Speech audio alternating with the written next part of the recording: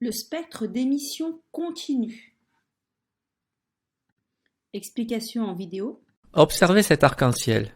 Il résulte de la dispersion de la lumière du soleil par des gouttes d'eau en suspension. Au laboratoire, des systèmes dispersifs comme le prisme ou le réseau, intercalés sur le trajet de la lumière émise par une source lumineuse, ici de la lumière blanche, permettent son analyse. Grâce à ce dispositif appelé spectroscope, on obtient sur un écran un spectre lumineux. Ce dernier permet d'observer les radiations lumineuses qui composent la lumière étudiée. À haute température, des corps solides comme le filament de cette lampe à incandescence ou des gaz comme ceux qui composent notre Soleil émettent de la lumière blanche. Lorsque nous observons le spectre de cette lumière, nous voyons qu'il est constitué d'une succession continue de composantes colorées. On parle de spectre continu d'émission. Chaque composante colorée correspond à une radiation monochromatique repérée par une grandeur appelée longueur d'onde, notée lambda et exprimée ici en nanomètres.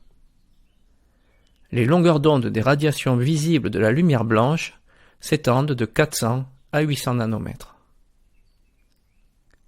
D'autres radiations ne sont cependant pas visibles à notre œil, comme par exemple les radiations ultraviolettes ou les radiations infrarouges. En observant différents corps chauds émettant de la lumière, flammes d'une gazinière électrique, étoiles dans le ciel ou du métal en fusion par exemple, la lumière émise peut avoir un aspect plutôt bleuté ou orangé.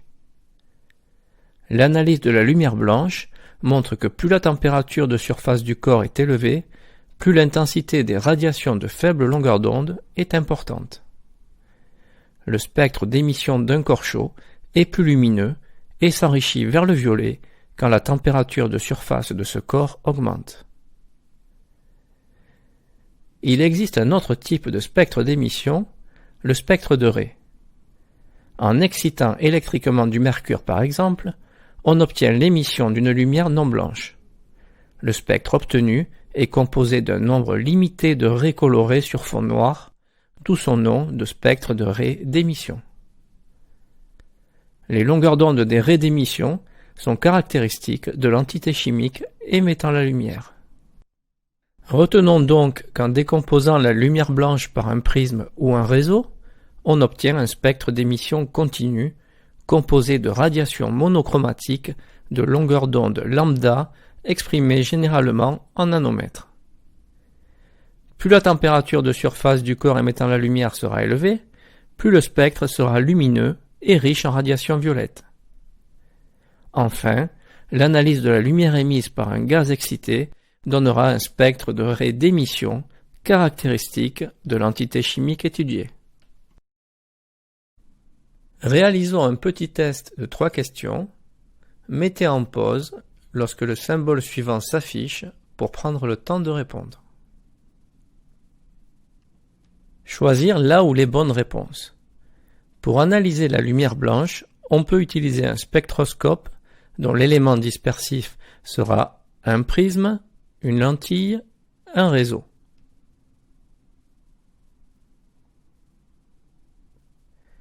Les systèmes dispersifs utilisables sont le prisme dans un spectroscope à prisme et le réseau dans un spectroscope à réseau.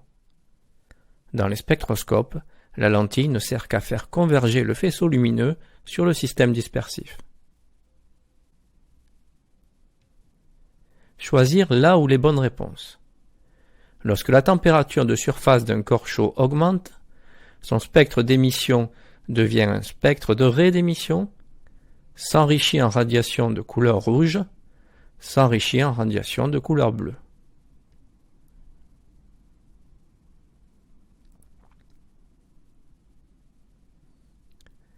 Un corps chaud émet de la lumière dont le spectre est toujours continu. Cependant, plus la température est élevée, plus ce dernier est lumineux et s'enrichit en radiation vers le violet. Choisir là où les bonnes réponses.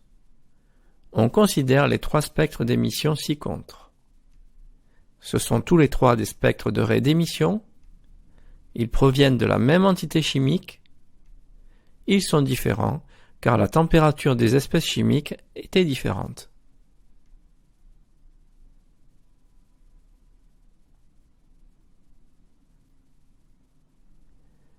Ces trois spectres discontinus sont composés de radiations lumineuses sur fond noir. Ce sont des spectres de raies d'émission. Même si quelques radiations sont communes entre certains spectres, ils diffèrent deux à deux par la présence de différentes radiations. Ces trois spectres proviennent d'entités chimiques différentes. Le spectre de la lumière blanche, c'est le spectre lumineux du violet au rouge de façon continue. C'est ce qu'on avait vu précédemment. Le spectre de la lumière blanche, c'est donc de la lumière qui est émise par un corps très chaud, comme un filament de tungstène, avec une fente et une lentille pour donner l'image nette de cette fente sur l'écran. Sur le trajet de la lumière, un prisme en verre qui permet de disperser la lumière. On observe une déviation différente pour chaque couleur à travers ce prisme de verre. C'est ce que l'on appelle le spectre d'émission continue.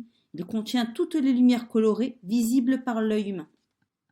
Donc, ce que vous devez retenir, pour décomposer une lumière et observer son spectre, c'est-à-dire les différentes longueurs d'onde qui la composent, on utilise un spectroscope contenant soit un prisme, soit un réseau. Petit exercice d'application. Je vous laisse mettre sur pause et essayer de le résoudre tout seul.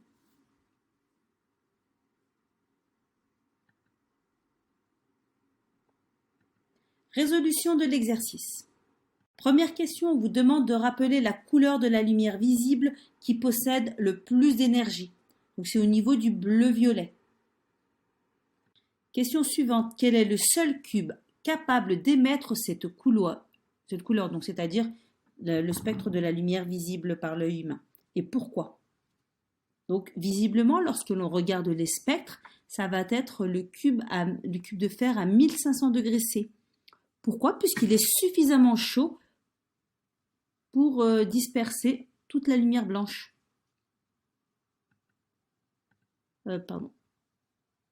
Question suivante. La lumière du cube à 600 degrés C est-elle monochromatique? Est-elle continue? Donc à 600 degrés C, elle n'est pas monochromatique puisqu'il y a plusieurs couleurs, donc elle est polychromatique. Et non, elle n'est pas continue puisqu'on a une bande, on a une raie noire.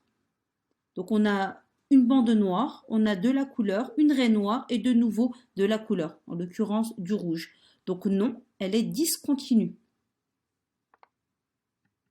Question suivante. En analysant le spectre du cube à 600 degrés C, expliquez la couleur que l'on perçoit de lui. Alors, vous n'avez peut-être pas remarqué, mais le cube à 600 degrés C est de couleur rouge. Donc c'est au niveau du rouge que l'on a la raie qui est absorbée, qui n'est pas émise. Donc le fait que la couleur rouge soit absorbée donne la couleur au cube de fer. Question suivante. De même, expliquez la couleur presque blanche, mais toujours jaune, du cube à 1500 degrés C. Alors à 1500 degrés C, donc le cube est jaune et non blanc. Pourquoi il n'est pas blanc? Puisque on n'a pas complètement le spectre de la lumière blanche. Il y a des zones qui sont absorbées. Dernière question, que faudrait-il pour qu'une source de lumière apparaisse parfaitement blanche? Il faudrait que le cube soit blanc, c'est-à-dire à une plus haute température, pour que toutes les couleurs soient émises. Fin de l'exercice d'application. Passons ensuite au spectre de raie d'émission, en vidéo dans un premier temps. Donc à retenir sur les spectres de raie d'émission. Lorsque l'on décompose de la lumière provenant d'un solide incandescent, on observe un spectre d'émission continu.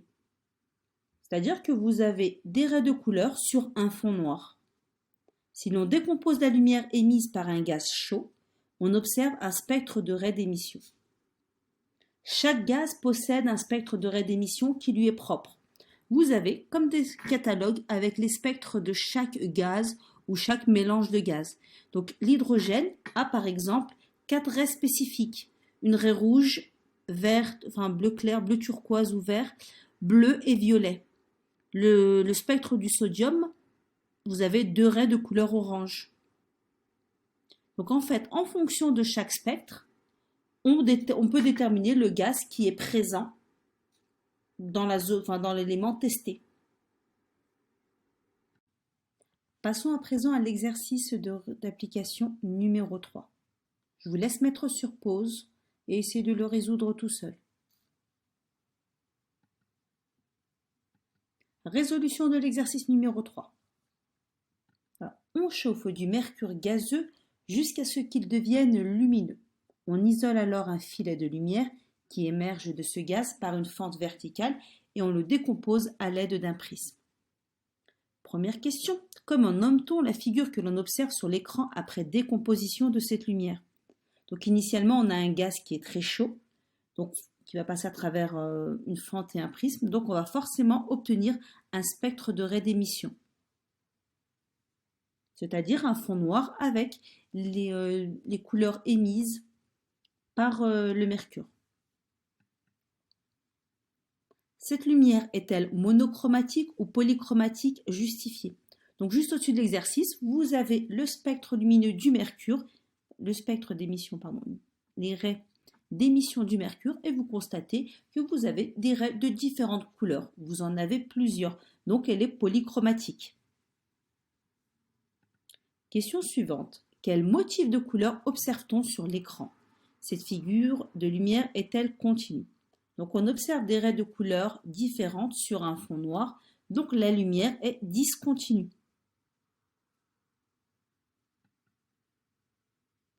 Dernière question. Les autres éléments chimiques gazeux produisent-ils la même figure sur l'écran? Non, chaque gaz, chaque élément chimique a son propre spectre de raie d'émission, propre à chacun. Donc fin de cette partie sur la propagation de la lumière.